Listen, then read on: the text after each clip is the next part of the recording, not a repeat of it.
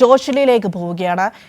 ജോഷില, ഉടൻ തന്നെ വിലാപയാത്ര അവിടെ എത്തും. സച്ചിൻ പറഞ്ഞതനുസരിച്ച് സമയക്രമം അത് നിശ്ചയിച്ച പ്രകാരം തന്നെ കാര്യങ്ങളൊക്കെ പൂർത്തീകരിക്കാനാണ് തീരുമാനിച്ചിട്ടുള്ളത്. തീർച്ചയായും പ്രിയ, മൃതദേഹം ഇവിടേക്ക് എത്തിച്ചേരാറായി. ഇനി അല്പസമയം കൂടി ഉണ്ടാവാൻ സാധ്യതയുള്ളൂ. കാരണം അത് വിലാപയാത്ര ഇങ്ങോട്ടേക്ക് കടന്നു വരേണ്ട, അതായത് വീടിനടുത്ത് വരെ വിലാപയാത്ര എത്തിച്ചേർന്നിട്ടുണ്ട്. അത് ഇങ്ങോട്ടേക്ക് കടന്നു വരേണ്ട ഒരു താമസം മാത്രമേ ഉള്ളൂ.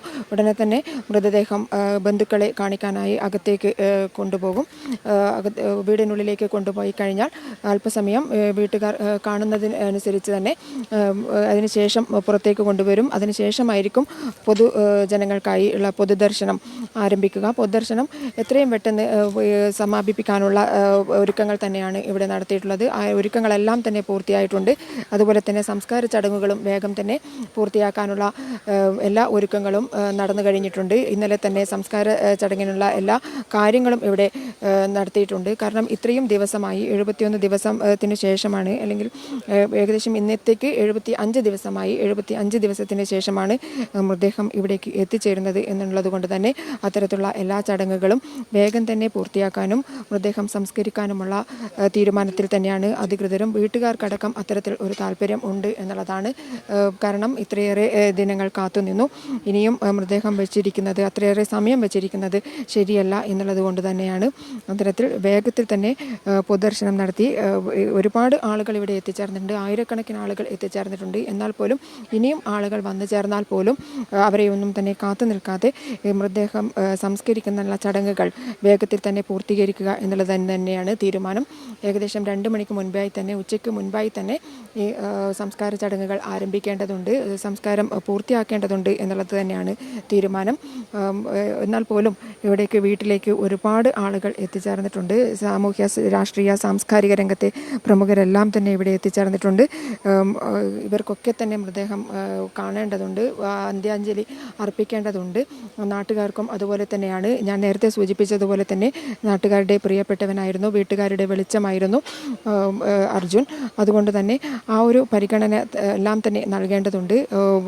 ഉച്ചയ്ക്ക് മുൻപ് തന്നെ മൃതദേഹം സംസ്കരിക്കേണ്ടതുണ്ട്. ഇത്രയേറെ വൈകി എത്തിയ ഒരു സാഹചര്യത്തിൽ ഇന്നലെ യാത്ര പുറപ്പെട്ട വിലാപയാത്രയാണ് ഇന്ന് ഏകദേശം ഈ സമയത്തോടുകൂടി ഇവിടെ എത്തിച്ചേർന്നിട്ടുണ്ട്. വിലാപയാത്രയ്ക്കൊപ്പം മന്ത്രി AK ശശീന്ദ്രൻ അഴിയൂരിൽ വെച്ച് മൃതദേഹം ഏറ്റുവാങ്ങിക്കൊണ്ടാണ് ഇവിടേക്ക് വരുന്നത്. 2 MLA-മാരും മൃതദേഹത്തെ അനുഗമിക്കുന്നുണ്ട്. ഇവിടെ മറ്റ് എല്ലാ രാഷ്ട്രീയ രംഗത്തെ എല്ലാ പ്രമുഖരും ഇവിടെ എത്തിച്ചേർന്നിട്ടുണ്ട്.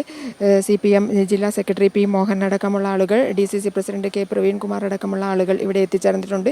അതുപോലെ തന്നെ MK Raghavan MP, mayor Beena Philip തുടങ്ങിയവരെല്ലാം തന്നെ ഇവിടേക്ക് എത്തിച്ചേർന്നിട്ടുണ്ട്. അത്തരത്തിൽ സാമൂഹ്യ രാഷ്ട്രീയ രംഗത്തെ പ്രമുഖരെല്ലാം തന്നെ എത്തിച്ചേർന്നിട്ടുണ്ട്. മാത്രമല്ല അർജുൻ്റെ അടുത്ത സുഹൃത്തുക്കൾ, DYFIയുടെ സജീവ പ്രവർത്തകനായിരുന്നു. അതുകൊണ്ട് തന്നെ ആളുകളുമായി ഏറെ ഇടപെട്ട ഒരു വ്യക്തി കൂടിയായിരുന്നു. നാട്ടുകാരെല്ലാം തന്നെ ഇവിടേക്ക് എത്തിച്ചേർന്നിട്ടുണ്ട്. കുടുംബ സമേതം ആണ് എല്ലാവരും, അതായത് കൊച്ചു കുഞ്ഞുങ്ങൾ വരെ രാവിലെ മുതലുള്ള കാത്തിരിപ്പാണ്. അവർക്കെല്ലാം ഒരു നോക്ക് കാണേണ്ടതുണ്ട് മൃതദേഹം. അതുകൊണ്ട് തന്നെ ആ ഒരു സൗകര്യം ഇവിടേക്ക് ഒരുക്കിയിട്ടുണ്ട്. അത് പോലീസ് എല്ലാ സന്നാഹങ്ങളും ഒരുക്കിയിട്ടുണ്ട്. വീട്ടിലേക്ക് മൃതദേഹം കയറ്റുന്ന സമയത്ത് എന്തെങ്കിലും ബഹളങ്ങളോ അല്ലെങ്കിൽ ഉന്തും തള്ളും ബഹളവും ഉണ്ടാകുന്ന ഒരു സാഹചര്യം ഒഴിവാക്കാൻ വേണ്ടി എല്ലാ ക്രമീകരണങ്ങളും പോലീസ് നടത്തിയിട്ടുണ്ട്. ജില്ലാ കളക്ടർ അടക്കമുള്ളവർ മൃതദേഹത്തോടൊപ്പം വിലാപയാത്രയിൽ പങ്കെടുക്കുന്നുണ്ട്. അതുപോലെ തന്നെ നേരത്തെ ഞാൻ സൂചിപ്പിച്ചതുപോലെ തന്നെ ലോറി ഉടമകളും ലോറി ഡ്രൈവർമാരും അടക്കമുള്ള ഒരു വലിയ സമൂഹം തന്നെയായിരുന്നു ഈ വിലാപയാത്രയ്ക്കൊപ്പം കണ്ണാടിക്കലിലേക്ക് എത്തിച്ചേർന്നത്. കണ്ണാടിക്കലിലും നിറയെ ആളുകളായിരുന്നു, ആയിരക്കണക്കിന് ആളുകളാണ് കണ്ണാടിക്കലിൽ മൃതദേഹം ത്തോടൊപ്പം കൂടിച്ചേർന്നത്, വിലാപയാത്രയിൽ പങ്കെടുത്തുകൊണ്ടിരിക്കുന്നത്. അതുകൊണ്ട് തന്നെയാണ് വിലാപയാത്ര ഇങ്ങോട്ടേക്ക്, അതായത് വീട്ടിലേക്ക് കടന്നു വരാൻ അല്പം ബുദ്ധിമുട്ട് ഉള്ളത്. വിലാപയാത്ര വരുന്ന, അല്ലെങ്കിൽ അർജുൻ്റെ മൃതദേഹവുമായി വരുന്ന വാഹനം ഇവിടേക്ക് കടന്നു വരുന്നുണ്ട്. വീടിനോടടുത്തുള്ള വയലിലേക്ക് എത്തിച്ചേർന്നിട്ടുണ്ട്. അത് ഇങ്ങോട്ടേക്ക് വരാൻ അല്പം ബുദ്ധിമുട്ടുണ്ട്. അത്രയേറെ ആളുകൾ ഇതിനെ അനുഗമിക്കുന്നുണ്ട് എന്നുള്ളത് തന്നെയാണ്. വീട്ടിലും ഒരുപാട് ആളുകൾ കാത്തിരിക്കുകയാണ്.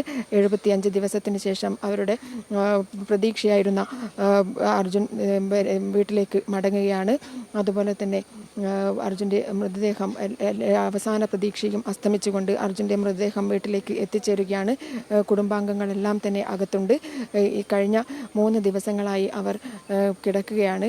ഏറ്റവും അവസാനത്തെ ഒരു നേരിയ പ്രതീക്ഷ പോലും, എന്തെങ്കിലും ഒരു അത്ഭുതം